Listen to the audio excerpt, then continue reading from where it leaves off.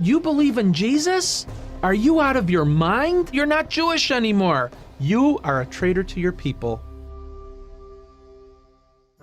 When I was about 10 or 11 years old, living in Chicago, my father's parents, I was very close to them. They looked like two characters from the movie Fiddler on the Roof. And I would hang out at their house a lot, well, especially when my grandma was making a good bowl of kreplach soup. I said to my grandpa, "Grandpa, I see that you have received from letters from your cousins in Romania. Would you someday like to go back and hang out with your cousins?" And he said, "No." I said, "Grandpa, why?" He said, "Pogrom." The farmers who claimed to be Christians in a city called Barlad, Romania, came looking for Jewish people to do them harm. And my grandpa and his sister and mother had to hide in the wine cellar. It was the 70s, it was the John Travolta era. I was invited to go on the spring trip for the University of Illinois baseball team. It was very early on that I was called in to pitch in relief. After our game, my roommate asked me if I would go with him to hear Billy Graham speak that night. I'll take a rain check. Jewish kids from Chicago don't do this kind of thing. My senior year, my friend again told me a famous lady was going to come speak. I said, "I'll tell you what, you tell me what this person has to say, I'll take a rain check." He said a lady named Corrie ten Boom and her family were hiding Jewish people in the walls of their home. They actually got caught by the Nazis, and her whole family died, not only because of their Christian faith, but because of their love for Israel and the Jewish people. Something inside of me said, whatever the real deal is, this must be it.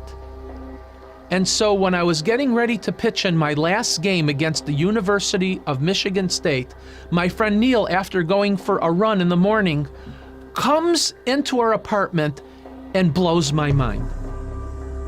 Neil was Jewish. He said, "Siegs, I need to tell you something. After I read the Hebrew scriptures and a careful examination of what it said, I've come to the conclusion the Messiah has already come." I said, "Neil, are you out of your mind?" I said, "You believe in Jesus?" And I said, "Neil, you're not Jewish anymore." He said, "No, I'm a completed Jew, Jeff." He said, "Jeff, if you read it for yourself, I believe you'll come to the same conclusions." What a dilemma.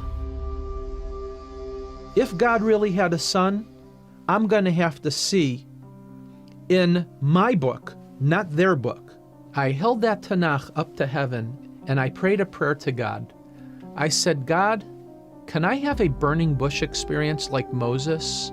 One of the things that happened was I came to the book of Jeremiah, chapter 31, verse 31 through 34. "Behold, the days come, says the Lord, when I will enact a new covenant with the house of Israel and the house of Judah." And I'm thinking, oh my gosh, this new covenant, this new agreement is for Jewish people.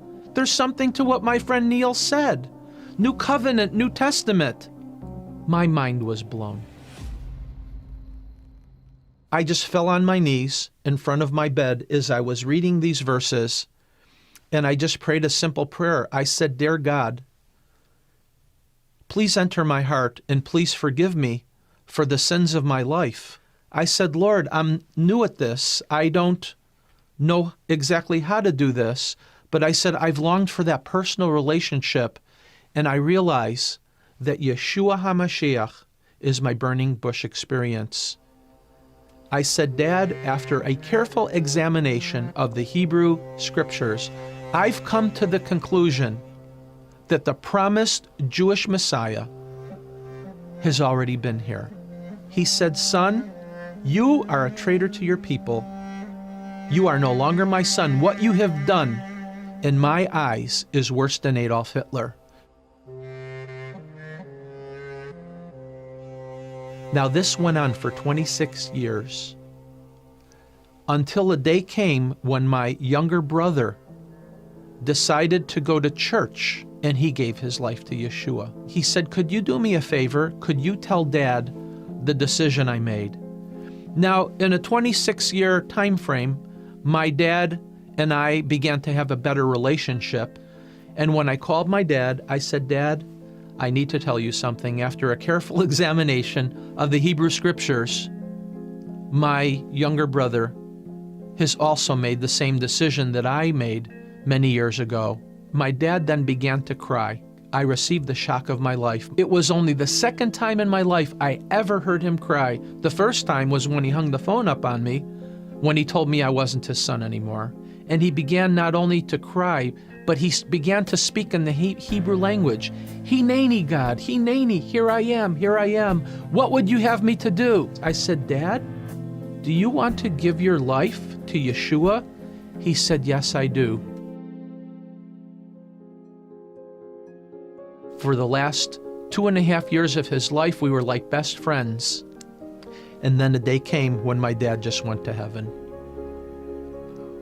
On that day, when I announced to my father that I gave my life to Yeshua, and he said, "You're not my son anymore," my life was turned upside down.